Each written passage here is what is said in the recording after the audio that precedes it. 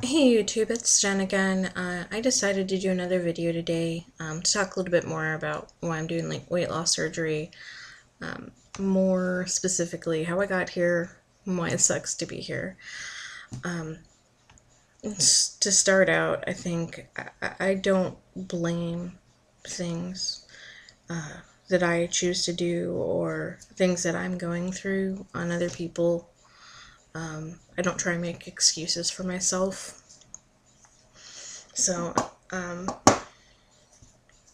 but there are definitely attributing factors to how I got here, though. I still chose to put food in my mouth and not exercise and eat stuff that wasn't good for me. And that definitely is part of the reason I'm here. As a kid, I'm Italian, and so there's always been a lot of pasta around and a lot of bad foods that are delicious. My family, I don't know why I don't cook better, but my grandma was an awesome cook. So was my grandpa. My mom's really good, and so is my aunt. But anyway, as a kid, I was really skinny. Pre-puberty, I could not gain an ounce. My grandma would actually yell at my mother and tell her she needed to feed me more because I was that skinny. So, at an early age, I learned unhealthy eating habits. I am definitely a member of the Clean Plate Club. And once puberty hit, that was another story. I started gaining quite fast and maturing quite fast. As I said in my last video, I had full boobs in fourth grade, and I hated it. Nobody else had boobs except for one other girl, and I'm pretty sure they called her a slut, so I didn't want boobs. Yeah, and when that happened, my mother, I love her to death. I really, really do. But she started freaking out. And, she would try and give me really small portions. And they weren't what I was used to, so of course I wanted more. And she wouldn't give me more, so I would sneak food. And this is a habit that's carried on into adulthood.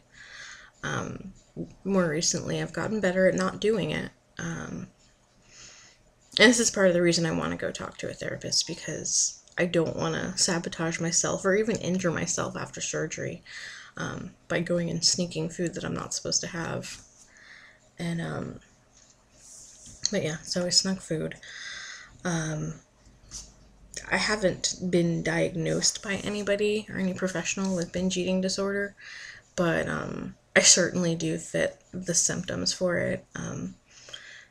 Eating a huge amount of food in a short period of time due to a stressful or upsetting event, that's definitely things I would do. And I'm sure that definitely helped push my weight up. And another thing that sucked, having to do with my mother, is as I was gaining weight, she would always tell me, Jen, you would be such a knockout if you lost some weight. And so it kind of messed with my self-image. I kind of always saw myself as fat, huge, disgusting, non-attractive. And I look back now at pictures from those years that she would tell me that. And it's kind of sucks because I feel like I missed out on being happy with myself because I didn't look bad then. At ninth grade, while I was probably a little bit heavier, I was still a pretty girl. I still attracted dates. I had a decent figure in ninth grade. It wasn't really until 11th and 12th grade and on that I really, really started packing on pounds and pushing myself into a much more unhealthy category like the one I'm in now. According to the BMI, I'm morbidly obese, which you don't want anything related to you to be morbidly. Anyway, I can't wait till I'm just obese. Sorry, I got hiccups. Um, I had an abusive relationship that I was in. When I was 17, I thought he was a nice boy. He turned out not to be so nice. I actually had to change high schools because of him. And that didn't help. So that was, I tend to eat, like I said, because of bad situations I was in that made me feel horrible. And that was definitely one of them. Another happened after high school. My first year of college, actually well, I did the summer semester, but I was in my first semester. My my father was in a car accident. He was on a motorcycle, and this guy driving a Ford Expedition was coming from the opposite direction, and it was on a one-lane bridge, which for some reason this is the only bridge apparently in Florida that allows passing on it. But the guy was coming, from one way, and my dad was going the other way, and it was at night. So if the guy had checked properly, he would have seen my dad's headlight of his motorcycle. So the man tried to go around the tractor trailer in front of him, didn't check properly, and hit my dad head on and killed him. My parents divorced at 10, so and it wasn't a good divorce. It was messy. So I didn't have the best relationship with my father. I think, yeah, well, I was a kid, and it was more him. He should have done better. I still felt really guilty.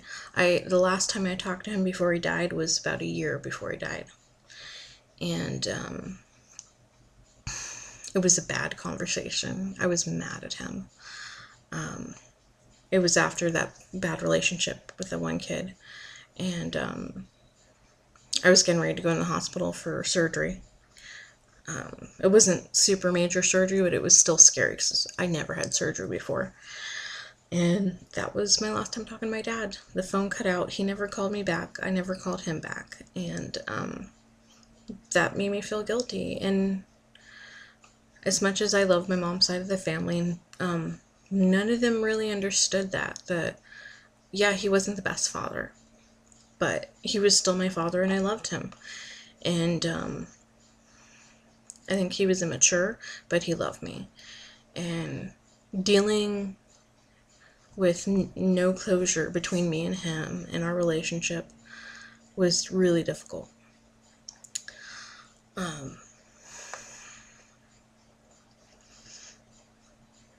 And I think, yeah, so I definitely gained a lot of weight after that happened for a couple years.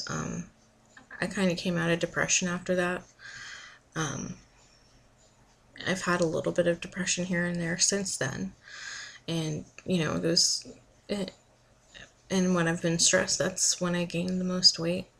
And so even after I lost weight on Medifast, it slowly crept back up over the last 3 years. And as much as I tried, I wasn't able to be successful again on Medifast. And, yeah, that's definitely on me. But this is why I'm here. This is